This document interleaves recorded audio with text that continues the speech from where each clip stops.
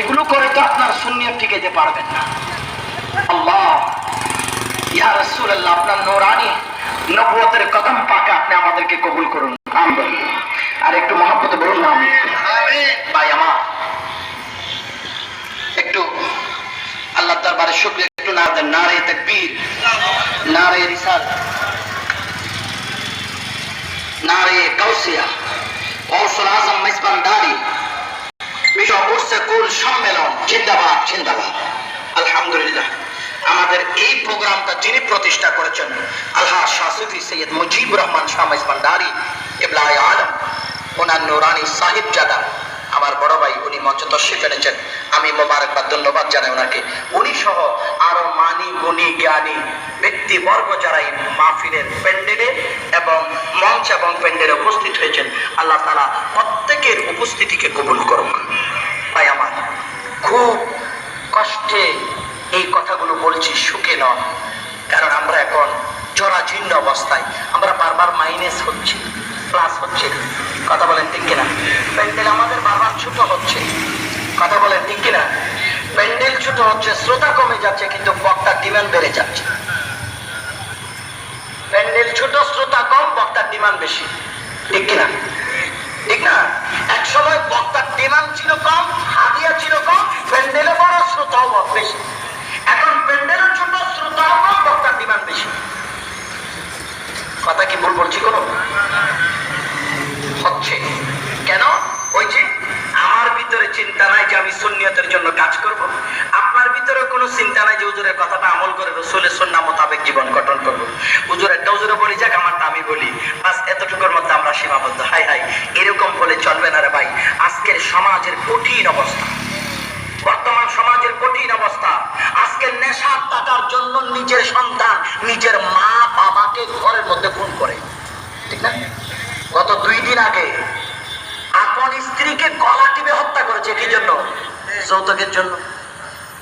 তাও গলা টিপে হত্যা করেছেন গোপনে না, বাহির থেকে একজন এভাবে ভিডিও ধরে রাখছে জানালা দিয়ে, তার জানলা করে দিয়েছেন।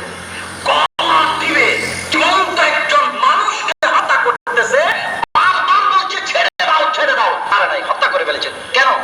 তার যে দিলের ভিতরে যে একটা মনুষ্যত্ব ছিল সেটা হারিয়ে ফেলেছে, কাপুরুষত্ব বেড়ে গেছে।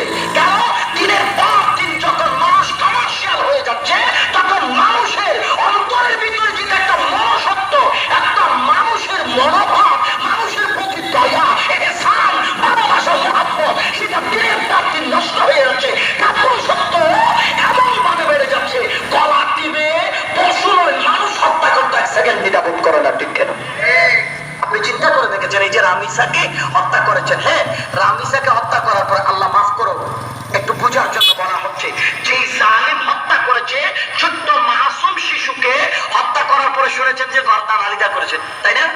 এরপরে আমরা শুনেছি ওনার হাত আলিদা করেছে। সবচেয়ে বড় কঠিন বিষয় কি জানেন? আল্লাহ তুমি আমাদেরকে হেফাজত করো, আমরা নিরাপদ নয়, আমাদের ছেলে মেয়েরা এখন লজ্জাস্থান কেটে ফেলেছে, যাতে ডিএনএ ট্যাক্স করলে বোঝা না যায় ওই জালিম দর্শন করেছে। লজ্জাস্থান কেটে পানি দিয়ে পরিষ্কার করেছেন। আউযুবিল্লাহ বলেন। এটা কখনো কল্পনা করেছেন আপনি? কেন হচ্ছে এগুলা? কারণ আমি নিজেও আমলের উদ্দেশ্যে আপনাকে বলছি না, আপনি নিজেও আমলের উদ্দেশ্যে শুনছেন না। কমার্শিয়াল সিস্টেম আমার ভিতরে ঢুকেছেন, আপনার ভিতরে ঢুকেছেন। আনুষ্ঠানিকতা আছে, অনুষ্ঠান আছে, প্রতিষ্ঠান নাই। অনুষ্ঠান আছে কি নাই? প্রতিষ্ঠান নাই। প্রতিষ্ঠান বলতে কি আপনি এটাই বুঝাচ্ছেন মাদ্রাসা? না, অনুষ্ঠান থেকে এক একজনের পরিবারকে প্রতিষ্ঠান হিসেবে রূপ দিতে পারে। যদি অনুষ্ঠানে এসে যদি ঈমান আকীদা মজবুত করে যদি কথাগুলো শুনে নিজের পরিবারকে যদি প্রতিষ্ঠান হিসেবে দান করতে পারে, ওই প্রতিষ্ঠানের কোন সন্তান ছাত্র বেঈমান হবে না, চুরি হবে না, নেশাখোর হবে না, মা বাবার অবাধ্য হবে না। যদি আমি অনুষ্ঠান থেকে আমার প্রতিষ্ঠানকে যদি টিকিয়ে রাখা মানসিকতা নিয়ে শপথ দিয়ে এখান থেকে আমি উঠতে পারি, আমি এখান থেকে যদি উঠতে পারি, তাহলে কিভাবে উঠবেন? আপনাকে এখানে আগে সিদ্ধান্ত নিতে হবে, আজ থেকে আমি নিজেও বেনামাজি আর থাকবো না, আমি নিজেও নামাজি হব। এই সিদ্ধান্ত আগে আপনাকে নিতে হবে। আজ থেকে আমি নিজেও সুদ খাবো না, সিদ্ধান্ত আগে আপনাকে নিতে হবে। আজ থেকে আমি নিজেও আরেকজনকে মাল বিক্রি করার সময় ঠকাবো না, সিদ্ধান্ত আপনাকে নিতে হবে। আজ থেকে আপনি নিজেও সিদ্ধান্ত নেবেন, আমার বৃদ্ধ মাকে ওই ঘরে রেখেছি সেই ঘরে নয়, আজ থেকে আমি করে হস্ত